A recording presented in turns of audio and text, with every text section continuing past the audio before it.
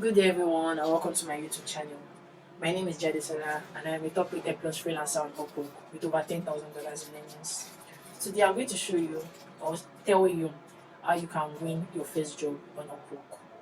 So, it took me 30 proposals to win my own first job on Upwork, but I want to shorten that time period for you because if I had known all these things earlier, I would have won my first job much more easily. So, these tricks are going to go into four categories. There are two S's and there are two P's. So the first S is your skill. You need to have a skill. Sometimes I get DMs for people and they're like, I need a job on Upwork. And the first thing I would ask, obviously, what is your skill? What are you selling? And funny enough, most of these people they either don't reply me after that or they tell me that well, I don't know. You have to know. You have to have a skill. It's a freelance site. You can't just log in and start collecting money. That's not how it works. You need to be selling something. So what are you selling? Are you a writer? Are you a graphic designer? Are you a tech person? Are you a website designer? There are so many skills. Are you a virtual assistant? You need to know all of these skills. I need to pick the one that you know you are good at. And if you are not good at anything, you cannot just pick one and say, okay, let me just open a profile. I will lay it on the job. That's what I did. When I got an Upwork, I called myself a copywriter. I said, I'm a copywriter. I did not know the meaning of the word, but I called myself a copywriter. And thank God I found another skill I was good at on Upwork, which was romance writing. So don't do that. Don't just pick any skill you are not good at because you're not going to get jobs. The clients can source out immediately if you know what you are doing. They would know immediately just from your proposal, just from the way you advertise yourself. So don't bother to go on Upwork if you don't have a skill. Pick a skill. If you have to learn an online course for the skill, please go and do the online course. There are a lot of free courses online. If you have to take a paid class, if you have to do anything, just do it. And be sure you are 100% good before you go on Upwork. Be 100% sure that you are perfect at that skill before you go on Upwork. That is all for the S, the first S. The second S is your sample. Now that you've learned your skill, you need a sample. And samples are usually proof that this is what I have done before that makes that would make you, the client, know that I am good at this job. So obviously, as a new freelancer, you will not have samples because you don't have previous clients. So this is where you have to create your own samples. You have to give yourself a task and do it. Let's assume you want to be a copywriter for a tech website. So what you do is that you just write an example of maybe cryptocurrency is the next metaverse, something like that, and you write an article on it. And don't just have one sample. Have like two or three because Upwork themselves they will ask you when you open your profile to upload some samples. So you need samples to put there. Have like two or three and don't have, let's assume you want to be a copywriter. Don't have all your samples for tech. Maybe you do some tech, maybe you do some animals, you do another article for something else. Just have different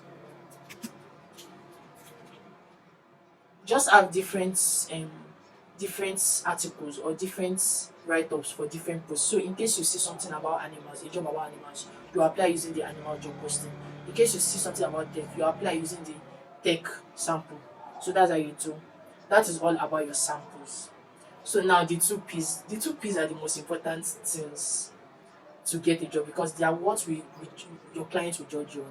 Even before they see your sample, even before they know you are good at what you say you are. These two P's are essential. The first one is your profile. A lot of Upworkers don't really pay attention to their profile like that because they think it doesn't matter, let me just get a job and start going. But it's not just that. Your profile is your client's first impression of you.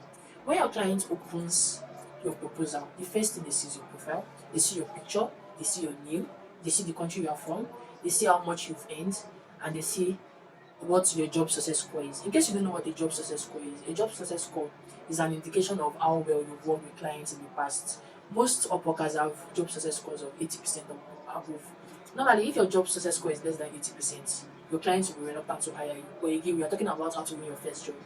If you don't have your first job, you don't have a job success score. So don't worry about that now. So you also don't have zero end, so you don't need to worry about that. So now the only impression your clients will have for you, since they cannot use your job success score or your badges or your month end, the only thing they will have is your profile. So you need to optimize your profile. The first thing that they would see in your profile is your picture. Look at me. Look at me. Who will the client want to give? Or what if I did they would not want to go for that kind of person because you're like, is this one even serious at all? But when you look, when you are smiling at the camera, when you are happy, you can be like, ah, okay, this person actually looks professional. Don't just take one selfie that you took on your way to class. I'm talking to myself because that is my profile photo now, one random selfie, and I cannot change it because Upwork will not let me change it. But please don't be like me. Take the most professional picture you can find.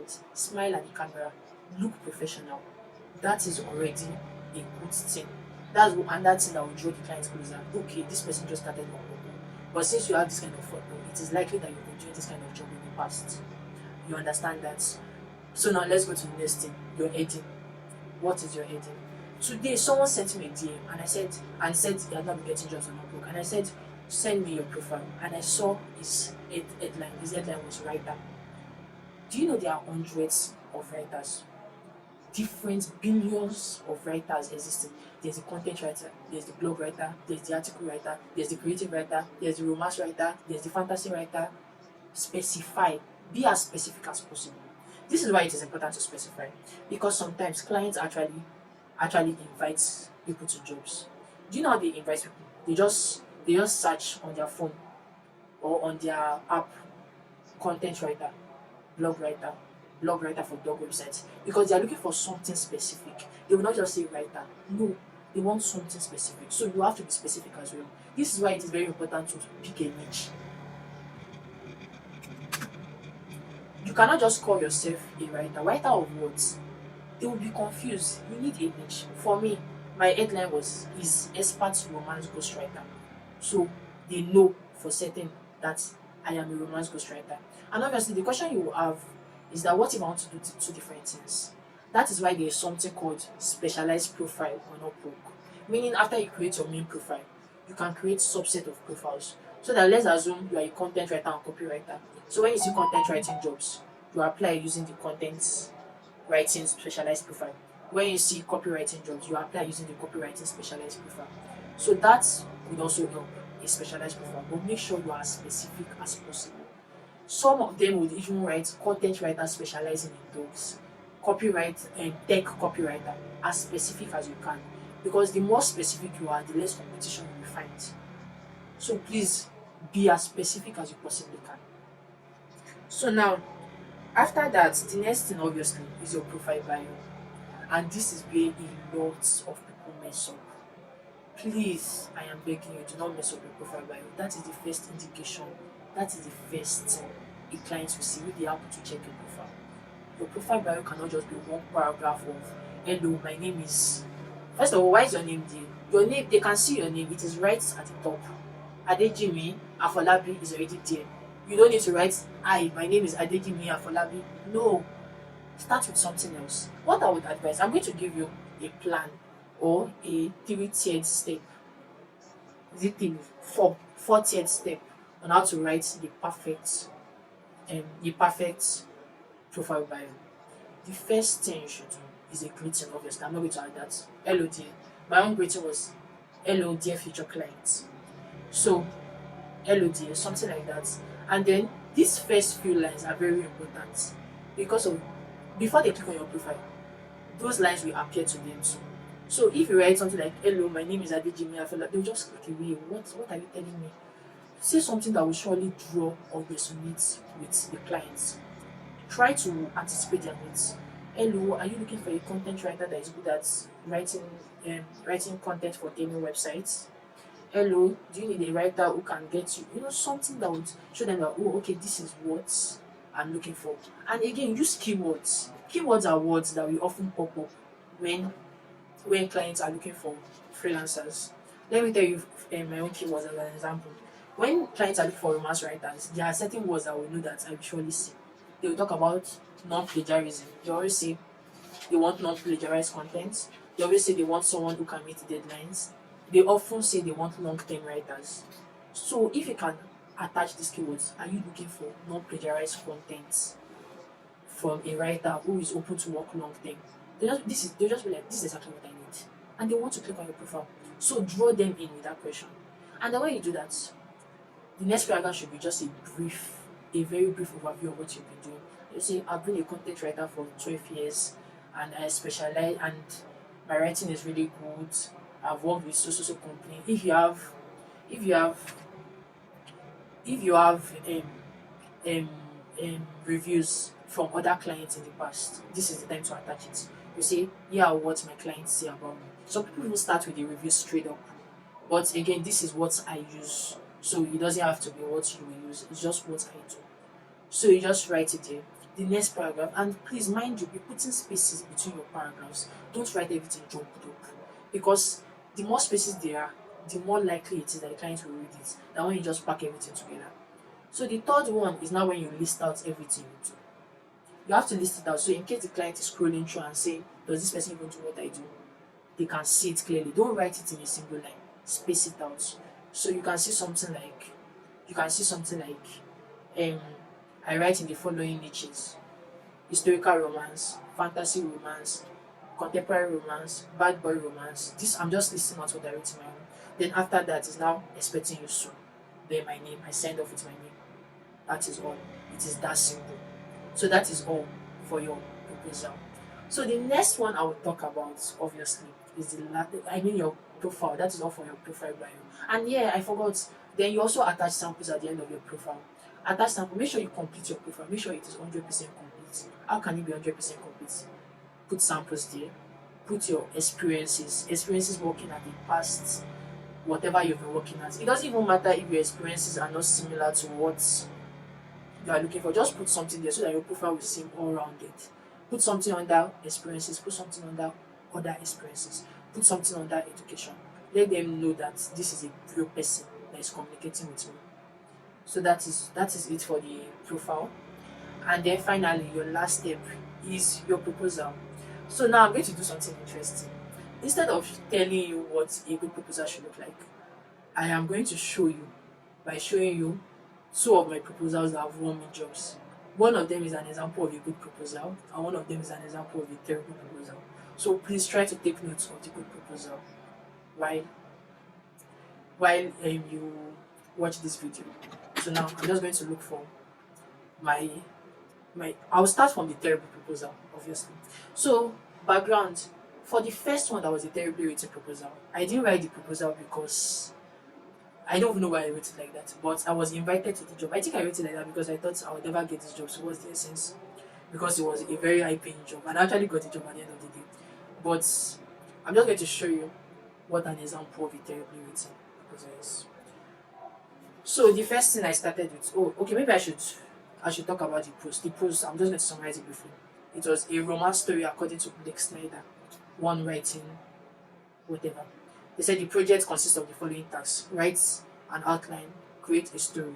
Requirements: you should have experience writing the story, you should be familiar with the niche, you will proofread your story, each milestone will be checked by an editor. Then they talk about the rates. So what I did, I wrote the worst proposal ever. I wrote, "Dear Ruben, this is a trick. Always make sure you write the name of the person." How will you know the name of the person? Check on that client reviews. There's a chance that some people would have already written about the client, and they would have written the name. Oh, Glenda was a terrific person to work with, blah blah blah. So you do that. So I wrote, "Dear Ruben, I appreciate your invitation to apply for your job posting. I would like to express my interest in the position. I am a romance writer with past experience writing bad boy romance. I am also experienced." I even made a mistake. I didn't write experienced. I wrote experience. That's that trick. Please do not reread and reread and proofread your proposal. Don't make mistakes, especially when you call yourself a writer.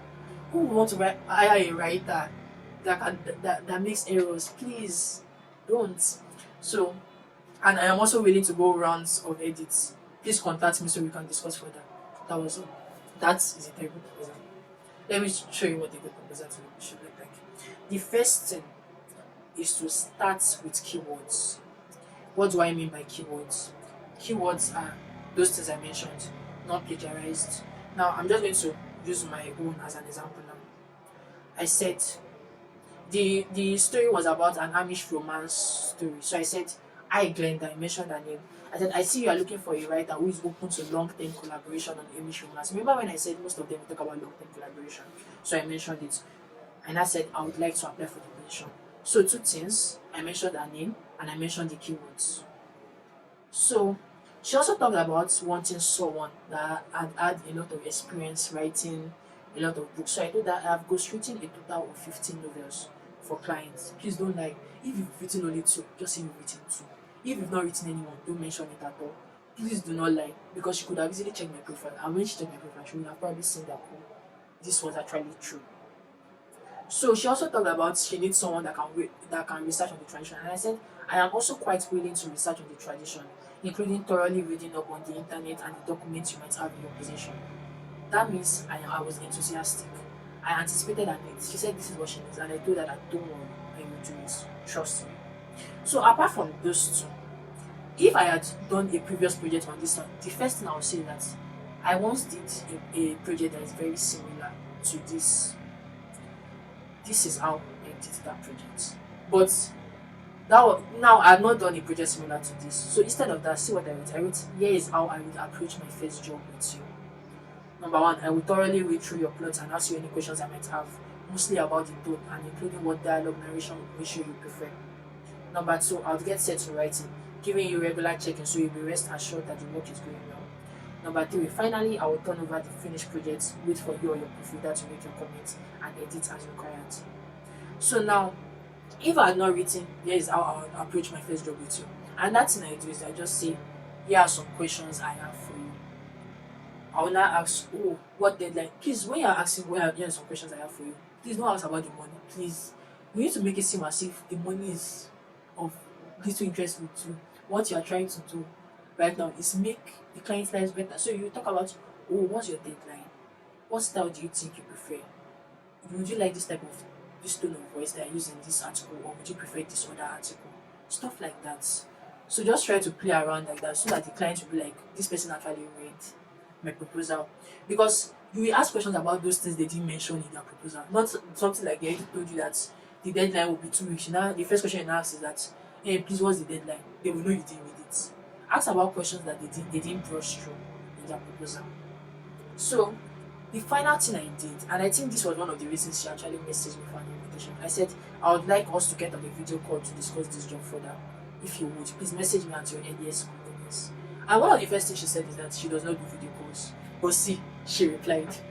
She replied. So you have to put some things there that would make them want to at least reply and say, oh, okay, I actually don't do this, or are you open to this? So this has worked some time before. And you know another reason she messaged me, she told me she read my samples and she liked it. So your samples have to be good. Remember the first two essays. You cannot just do one well and do the rest not well. Everything has to come together to be perfect. So now, finally, the last thing I'll talk, because this video has gone on long enough, the last thing I'll talk about is clients' green flags. You have to look at the client reviews. Don't waste your connects. Look at the client reviews. Look at the clients, what people feedback, what people say about the client. Look at how much the client has spent. Look at their job IR rates. There's something called job IR rates. It's the percentage of jobs that they actually hire people for. You see some people have 0 job IR rates and they have 10 jobs posted. That means there's every likelihood that they will not hire someone. They just post and afterwards they don't even go and check interviews. So go with people that have high job IR rates. Go with people that actually look like they are ready to spend money on your work. Those are the client green flags. Don't go with people that have not done any of this. So with these 4 things, I'm very sure you will win a job soon on Upwork. So if you have any other questions that I did not brush on, please bring them down below in the comment section. Thank you and bye bye.